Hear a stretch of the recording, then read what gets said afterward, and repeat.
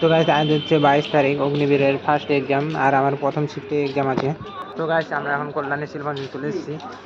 দেখতে পাচ্ছ গাইস, আমার রিপোর্টিং টাইম হচ্ছে 7টা থেকে 8টা, আর 8:30 থেকে এক্সাম হবে 9:30 পর্যন্ত।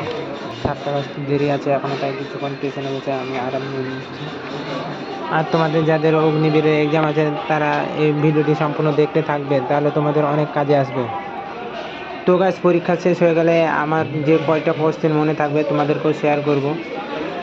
এক্সামের সময় হয়ে গেছে, এখন আমরা এক্সামের দিকে যাই, চলো।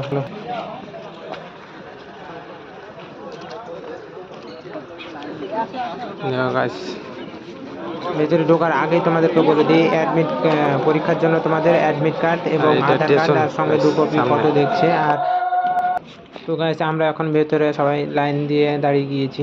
ওকে গাইস, তো এক্সামের পরে দেখা হচ্ছে। এখন এক্সাম শেষ হয়ে গেল।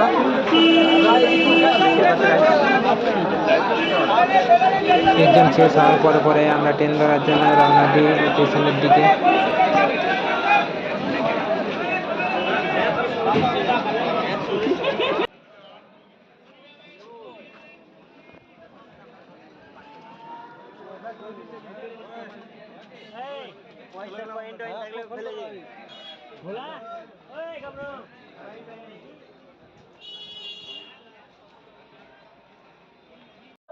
তাড়াতাড়ি এসে আমরা ট্রেন ধরে উঠে পড়ি। তো গাইস আমি যে 22 তারিখে অগ্নিবীরের এক্সাম দিলাম ফার্স্ট শিফটে, তো আমার শিফটে কোশ্চেনের লেভেল কেমন ছিল? আমি বলতে গেলে কোশ্চেনের লেভেল সোজাই ছিল, তবে বেশ কিছুটা আমার 3টে কোশ্চেন মনে আছে, আর বাকিটা আজকে হচ্ছে 24 তারিখ, তাই অনেকগুলো আমি ভুলে গিয়েছি। তোমাদেরকে বলছি, আমি 3টে তার মধ্যে মনে রেখেছি। আর্মি ডে কোন তারিখে পালন করা হয়, ভারতের বর্তমান ভাইস প্রেসিডেন্টকে, 2011 সালের জনগণনা অনুযায়ী ভারতের কোন রাজ্যে সবচেয়ে বেশি মানুষ বাস করে।